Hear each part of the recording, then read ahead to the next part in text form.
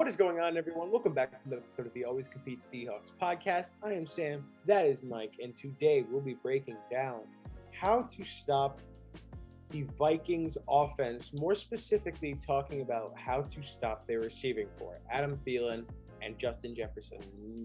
Maybe like the second best duo in the league, maybe third.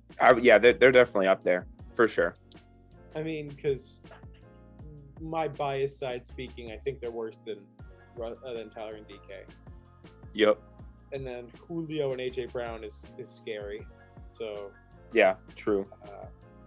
And then I mean, they're top 3 or 4. Yeah, top 3 or 4. Yeah. Realistically, not that many other like elite receiving duos besides those 3. Mm-hmm. So I mean, obviously, very scary. They can really just destroy you. Thielen is much more, I would say, a possession receiver. Yeah, he's craftier. His hands are phenomenal. Mm-hmm. He gets open a lot. He makes tough catches, and Justin Jefferson can make you pay after the catch. He's very good at making you miss. Also has very good hands. He has sneaky good speed. So very tough to stop them. We have steps on how we think we can stop this Vikings offense, beginning with the first step, which is pray. You got to pray. No matter religion. Yeah.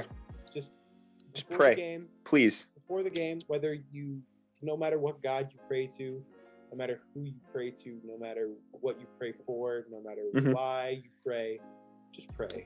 Yep. Pray for Trey Flowers, for DJ Reed. Or moving into our next step, start Sidney Jones. Yeah, start Sidney Jones. Okay. We've had enough of Trey Flowers. Pray that Pete Carroll has the common sense to play Sidney Jones. We traded for Sidney Jones for a reason, because we did not trust Trey Flowers in the 16 games. Yeah. And what do you know? We were right. Yeah. What do you know, right? So, I mean, I would say that starting Sidney Jones, it would be a good step for this team. Sidney Jones knows the system a little bit better. Pete and John said that they've liked him for a long time. Yeah. If you've liked him for such a long time, why don't you start him the week after Trey Flowers gets demolished by Julio Jones? And he got cooked by AJ Brown too, but AJ Brown just dropped a couple passes.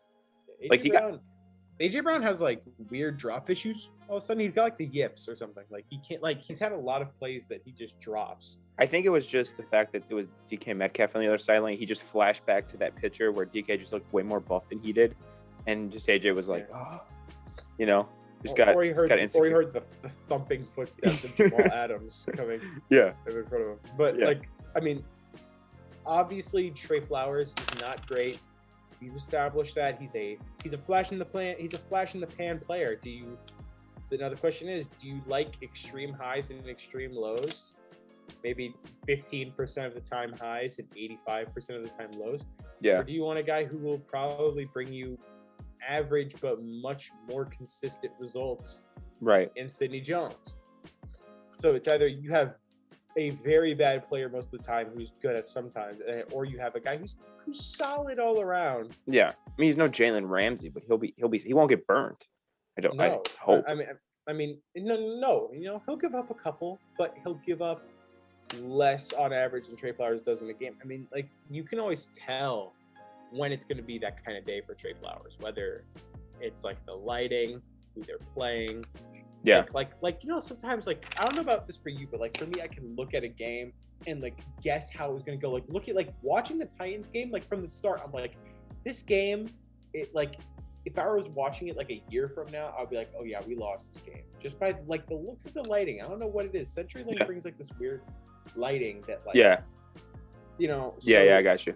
It was 3:30 game for me anyway, so it's like different lighting than I'm used to. So I see what you're saying. It was like damn near like sun setting for me. And they're playing football in the sun. So I mean it was weird. It was weird to watch. So like I could just feel it was gonna be lost. Like when a game starts, when Trey Flowers is gonna have a really bad game. Yeah. Whether it's like a 15-yard pass on like the first three plays of the game. Like, when Julio caught that first pass, I was like, oh, Trey Flowers is having one of those games. Yeah, I remember the Cowboys game from last year. Oh, my God. I was just like, yeah, this playoff game against the Packers. Oh, my God. Yeah. He should have been cut just for that game. Yeah. I've never seen a player toast another player more than Devontae Adams toasted Trey Flowers on that touchdown. Not only did he, like, burn him, then he, like, cut it inside. It was, oh, my God. Yeah. Oh, my God. Anyway, you know how in NCAA 14 there's like those like routes that are just like squiggles all the way up the field. Yeah, that's what Devontae Adams was running on that play. It's just like Trey Flowers didn't know what the hell he was doing. Yeah, that's the second step. Get Trey Flowers out of the damn lineup. Can't guard star receivers unless it's DeAndre Hopkins. Yeah, he's just a kryptonite, I guess. Yeah, you ever played the game? You ever played the game Stratego? And it's like a numbered piece, so it's like 1, 2, 3, 4, 5, 6, 7, 8, 9, 10. 10's the most powerful, obviously. The 1 piece is the only piece that can beat the 10 piece, and then obviously every other piece beats the 1. That's like what Trey Flowers is. He's like the 1 piece. He'll beat DeAndre Hopkins, but every other receiver is going to toast his ass to another dimension. So yeah, Trey Flowers maybe gets burned the most of any Seahawks quarter in recent memory. Yeah, it's bad. Mean, Kerry Williams was pretty bad. You guys remember? But Kerry Williams didn't start as much as Trey Flowers did. Like Kerry Williams' coach didn't have as much faith in him as Pete Carroll has in Trey Flowers. For some reason. I mean, I remember when we signed Kerry Williams like on the down low, like kind of expensive deals, like 3 years, $30 million or whatever, and then we just cut him mid-season. We're like, yeah, this dude sucks. Yeah, he's terrible. Yeah, terrible. But, I mean, so like realistically. Get Trey Flowers out of the lineup. That's step 2. Step 3, Vikings O-line. Es no bueno. Got to get pressure on Kirk. Absolutely. That's simple. Get pressure on Kirk, which comes with a couple things. Play Alton Robinson more, please. Yes, and Darrell Taylor. Why did they not have snaps? Especially Alton Robinson. He's had like the highest pass rush win rate for qualified people, which I think you need 5 pass rush snaps to get in. He's had like 90% both times. He's insane. He had 5 pass rushing snaps, had a TFL, and forced a fumble on a sack. Like what more do you want from him? The dude is clamoring for playtime, and Pete Carroll's like, nope, 5 plays. Pete Carroll's it's like if you remember the Steven Strasburg when Steven Strasburg came back from Tommy John. Yeah. And he would throw like 5 innings, no runs allowed, 1 hit, 1 walk, 7 strikeouts, and you're like, oh my God, he's dealing. But then they're like, nope. Pete Carroll's literally like the high school coach that has like a really talented junior and like just plays the senior instead that like sucks ass. And then the junior's but he's a senior though. Yeah, he's a senior. You get to dominate on JV. It's okay. Alton Robinson's second-year player. Don't care, bro. He's insane. Play him. Yeah, Darrell Taylor too. Play more. Do you think Derrick Henry's high school coach was like, nah, ain't gonna cut it? Okay, bro. Derrick Henry could have started. Stats. Derrick Henry could have started like. When Derrick Henry ran 450 times in a season for 5,000 yards and like 60 touchdowns. Derrick Henry legit could have started on varsity as like a 6th grader, just trucking dudes. I mean, listen, like, oh my God, just play Alton Robinson. He gets as simple as this. If you ever seen the movie Moneyball, we're having some weird baseball references. Yeah, we are. Like end of the baseball season, we got to get these all out. Yeah, right. So listen. That part in Moneyball where Jonah Hill's character goes, where Brad Pitt goes, and what does he do? He gets on base. Mm-hmm. And what does he do? He gets on base. What does he do? He gets on base. He gets on base. He gets on base. Alton Robinson, he gets in the backfield. He disrupts. Yep. I don't care if he only gets 3 sacks. If he's winning 90% of his pass rush snaps, play him more. Yes, please. We need Ken Norton in the meeting room. Like, what does he do? He gets in the backfield. What does he do? He gets in the backfield. He doesn't do anything great by any means. What does he do? He gets in the damn backfield. So, like, please play him more. Play Darrell Taylor more. Play Carlos Dunlap more. What the hell was with the snap counts last week? I don't know. I'm a little concerned about Carlos Dunlap. He hasn't impressed when he has played. And when he hasn't, you're like, why would they not play him? I don't know. That's something to monitor. They clearly don't have. They clearly have a reason. They're not just like, oh yeah, Carlos, we're just not going to play you. Yeah. Like they have a reason, which is. Pete Carroll's like, you're too old to play. Actually, you're a fifth-year senior. You're a little too tall. Yeah. You're too tall for me. We don't like that. 6'6". Russ is a little intimidated in practice when he Russ sees is like 5'10". Yeah. They say he's like 6 foot, like 5'10", like 5'11", 3/4. No, he's not. Yeah, bro, and I'm 6'5". He's like 5'10", maybe 5'11". It's like, dude, like when Kyler Murray came to the league, I remember they lied about his height. Like they were like, oh, he's 5'11". Nah, bro, he's like 5'8". He's like 5'9". Yeah, he's like 5'9". Yeah, nah.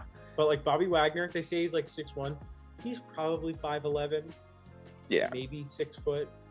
Like we're not built up of tall players. I think Pete sees. Even John Schneider. He's a short, stubby man. Hey man, we got a bunch of short kings on the Seahawks. I love it. No hate, but he's not tall. We repping for the short kings. I love it. He's noticeably shorter than Russ. We love you, John. Keep it up, John. Come on our podcast. Answer your DMs. Check the carrier pigeon that I sent to your house. not like his Twitter, because I've checked, but like like I wish like not like giving credit to division rivals or anything, but I wish we like he had like a John Lynch type Twitter. Like whenever John Lynch makes a move, he'll tweet it out before anybody. He's like, just resign Kyle Juszczyk. I was just thinking about that. YOLO. It's just like, what? And all my Niner friends is like, bro, he's such a troll. Like, do you think if he did some shit like trade for Jamal Adams, he'd just be like, add Jamal Adams, you ready to come to 49ers? We'd be like, what? Adam Schefter, like 5 minutes later, is like, fuck, I was right on that shit. As John Lynch reported, 49ers are requiring Jamal. Like I remember when that was a serious rumor. Oh yeah, dude. It was Niners Cowboys. Isn't it interesting that like the 49ers fans were like, oh yeah, we need Jamal Adams. And now it's Blitz boy. Even though Jamal Adams had like an 80 PFF grade from PFF versus the Colts, and he had great coverage stats versus the Titans, it's almost like he can cover. It's almost like he can cover. So you're saying Jamal is actually a good safety after all? Interesting. I'm not going that far because he still is Blitz boy. We traded two first round picks and a fantastic safety per Jets fans for Blitz boy. Yeah, who got left the Jets, went to the Titans, played the Seahawks, got cut. Yeah, like it's like. But you guys won that one. Listen, they traded for Elijah Vera Tucker, and they're like, the O-line is going to be so much better. And then Zach Wilson throws 4 picks, and then they're like, bro, the O-line sucks. It's not his fault. Do you see that play where the Patriots were coming up the middle? 2 of the Jets linemen were blocking each other, and the other Jets lineman was holding. Oh, my God. Jets poverty. Jets fans are like, they're there for when you're great, and they're not there, and they hate on you when you're bad, because they're like, bro, we got Zach Wilson and Elijah Vera Tucker, we have a way better future than you. And then Zach Wilson throws 4 picks and the O-line sucks. And like, bro, it's not Zach Wilson's fault. The O-line is garbage. Like, and then next week he's gonna throw 4, and they'll be like, bro, the O-line is doing great. Zach Wilson just sucks. and then he's gonna throw 4 again. They're gonna be like, all right, they both. All right, just blow the team up. Just blow the whole team up. Blow the team up. Just relocate. Sell the team to Gary Vee. Relocate the team to like realistically, All right, but listen. Moving on to our final subject, it's play balanced football. Right. Absolutely. Don't overcommit to one thing, because we know that either the Vikings are going to destroy you with Dalvin Cook, like they did last week to the Cardinals, or they'll destroy you with your pass game, like they did last week to the Cardinals. So. Listen, play a balanced game. Don't assume it's going to be a run. Don't assume it's going to be a pass. Now, of course, we do have Bobby Wagner. So, realistically, Bobby Wagner's going to be calling out the exact play call. Yeah. He's going to be in Kirk's head. He's going to live in Kirk's head rent-free. Absolutely.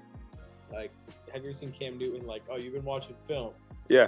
Oh, that's cool. Watch this. Bobby up the middle just jumps on Kirk. Bobby Wagner up the middle, just like right in his face. Kirk starts audibling. Bobby's like, it's like Kirk is like, all right, boys, grade 58 Razor. Bobby's like, screen. He's like, okay, Blue Jet 50. 4 birds. He's like, Kirk just can't. He's like, halfback dive.